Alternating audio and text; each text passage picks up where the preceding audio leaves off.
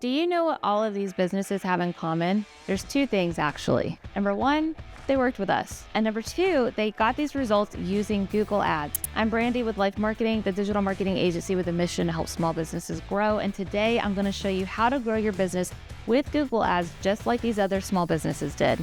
The first and most common way to grow your business with Google Ads is with search ads. Search ads are the text ads that appear at the top of the search results with the word sponsored next to them. The way they work is that you tell Google Ads what keywords or search queries you want your ad to appear for. So for instance, if you own a lawn care business, you might want to appear at the top of the search results when someone types in lawn care services. Search ads are how you do that. This is great for businesses whose products or services are searched for by their customers when they need them. So think about what you sell. Is it something that people search for on Google? If you're not sure or you think so but want to confirm, you can head to Google's free keyword planner at this URL and type in any keyword or phrase you think your audience is searching. Like if you're a plumber, for instance, your customers may be searching plumbers for kitchen leak or plumber near me or residential plumber. You can type these in, scroll down and see exactly how many times a month those keywords are searched, and that will give you a good idea as to whether they're worth paying to rank for or not. Search ads produce high intent leads and consumers because your ad is getting shown to people searching for what you offer, but the cost per click is higher than social media ads for that reason. And if you didn't know, Google ads like this are also referred to as PPC ads, which stands for pay per click, because unlike social media ads where you pay for impressions, with Google ads you only pay when someone clicks on your ad. So while the clicks and traffic being sent to your site are typically of a higher quality, you are paying for that because the cost per click is usually higher. The idea, of course, is that because the traffic is high intent, that the high cost per click pays off for you and is still a profitable ad campaign. But if the clicks are not converting into customers, then you need to target different keywords or try one of the other ad campaigns we're about to cover today. So just keep the cost in the back of your head to ensure that it's producing ROI for you. We don't want you generating sales at a cost that means you're actually losing more money than you're making. The second way to grow your business with Google Ads is going to be for all my e-commerce store owners. So if you don't own an e-commerce store, you can use the timestamps below to skip to number 3. Ad campaign number 2 is Google Shopping ads. These also appear at the top of the search results, but in a different format than the search text ads. You can see in this example here, there's still a sponsored text by them,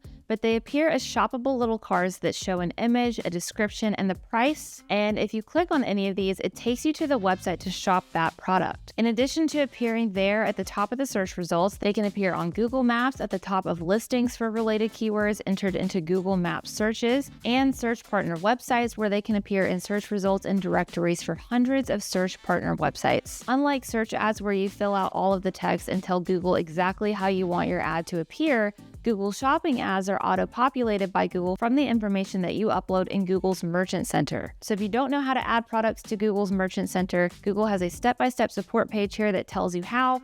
URL is on the screen. This is the best option for any business owner selling physical products, especially physical products that are searched often, which again, you can double check with the free keyword planner. Also, one more thing I want to point out before we move on is we keep saying these ads appear at the top of the result pages, and I want to stress just how important that is. More than 90% of people never click to the second page of Google search results. There's even a joke in the marketing world that the best place to bury a dead body is on the second page of Google, because nobody ever goes there. On average, over 71% of the Google search traffic for any given search query goes to the first 10 search results. The point I'm making here is that the higher you are in the search results, the more traffic you're going to receive than if you were number 4 or number 5 in the search results. That's why paying Google and running Google ads makes such a big difference. Because even if you're the number 1 organic search result, you're still not number 1 on the page. Sponsored ads like search ads and shopping ads are always going to be above the organic results. All right, moving on to the third way you can grow your business with Google ads is display ads. Display ads are visual ads that appear across millions of websites and apps in Google's display network. When you're running search ads and shopping ads, you target people by the keywords they search. But with the display network, you target audiences, interests, and websites. So it's most commonly used for retargeting. Retargeting means you're showing ads to people who have already heard of your brand before, specifically in this case,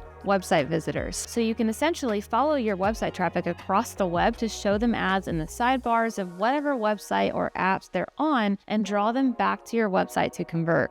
97% of website users never return to a website if they're not retargeted. So that means you're going to lose out on 97% of customers right out of the gates if you're not sending them ads to get them back to your website. So no matter what type of business you have, you're going to want to set aside a budget for display ads, because even if you send all the traffic in the world to your website from other ad campaigns, there's a huge chance that traffic won't convert unless they see another ad from you in a display retargeting campaign. The fourth way to grow your business with Google Ads is for local businesses. So again, if you don't serve a local area, feel free to skip ahead to number 5. Local services ads appear at the top of the search results and on Google Maps as well. And this campaign is best for businesses that want to advertise geographically specific products or services to local leads. When people click on these ads, it prompts them to call or message the business if it's US based. And because of lower response rates and user ratings can lower the ad placement, customers trust that the businesses that show up first are high quality. So if you sell locally, definitely look into this campaign as an option, but just know that you do have to meet Google's license, insurance, and background check requirements in order to run a local campaign. The fifth way to grow with Google Ads is with video ads. These ads appear in different places around YouTube, which is the second largest search engine and is also owned by Google. Here's a quick look at the different ad types. You have skippable, non-skippable, and bumper, which are non-skippable 6-second ads that play before the video is viewed. Video ads are best for businesses looking to establish some brand awareness and a dominance in their market with an ad that successfully addresses your audience and delivers the right message in 6 seconds or less. You'll also need the resources to put together a great video for this kind of ad, because advertising a mediocre video could do more harm than good for your brand. So just keep that in mind. The sixth way to grow your business with Google Ads is with app ads that promote app installs. These ads take place in the Play Store search results, Play Store suggestions, Google search results, YouTube feeds, Google Discover, and across the Google Search Partner Network. So if you have an app that you want your audience to download, or maybe the nature of your business is one that depends on people making purchases in your app, then this is the campaign you'll want to select, because it optimizes for app installs or app engagement, meaning you can also use this campaign to target people who've already downloaded your app and encourage them to take a specific action. There are other Google ad campaigns, but these are the 6 most common that I think are worth mentioning for small businesses looking to grow with Google Ads. Now, if you don't know how to set up any of these campaigns and want to learn more about them, I will link this video for you to watch next.